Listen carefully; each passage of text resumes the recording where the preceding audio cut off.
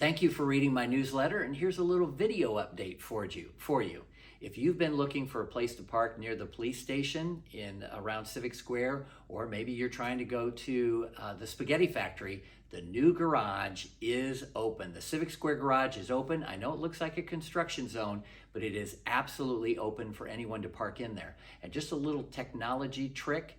At the top of all the entrances, you'll see green and red lights. If the red light is lit, that means that the garage is full and you can look for other areas. That might happen with some of our festivals or Wednesday gazebo concerts. But if the light is green, come on in, it's open for you. And we'll be working on getting the site cleaned up. It is absolutely safe for you to park there. Speaking of construction, some of you have written to me and maybe heard about my proposal to increase the start time for construction projects, especially when they are near residential communities. I originally tried to work something out and get an agreement from our contractors and our, all the developers and everybody who's out there working in order to good government, not necessarily legislate. What I learned was that even though I might get an agreement from a contractor who says, yes, we won't start before 8 o'clock on weekends and holidays, a subcontractor might show up, my phone starts ringing, and we have a mess.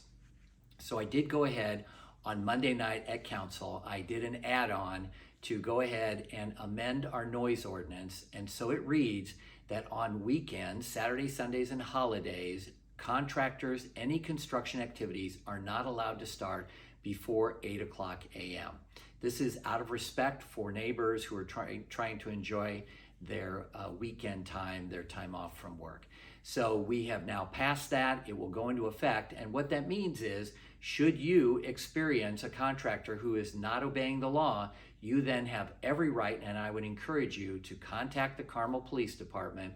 They then have an ordinance and a law, and they can then easily approach those contractors and ask them to cease those operations until the appropriate time. So that's the other thing. And then the final thing I wanted to mention to you is that school is getting ready to start, and I'm already receiving concern and emails from residents in the area about the parking situation around the high school. So our police department, our street department, the legal department, all of those entities have been working over the last few days as we've been making sure everything is in place. All signage is complete. I've added some more streets, some more areas, especially south of Main Street, to our no parking ordinance. Parents, I'm going to just remind you that you cannot sit in those areas where it's clearly marked. You cannot idle, you cannot stop, you cannot wait for students to pick them up. It's not safe. If you were out there like I was, we saw a lot of situations where it just was not safe.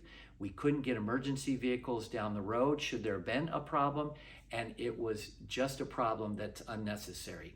Please follow the instructions of the school for pickup at the football stadium, and for parking, students, please use the football stadium as you have been instructed to do.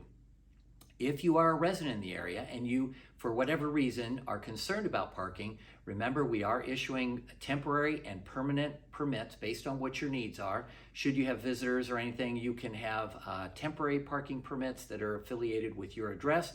Should you have a long-term need, a student, or well, not a student, but one of your family members who needs to park in the street, we can accommodate that, but everything is tied to an address.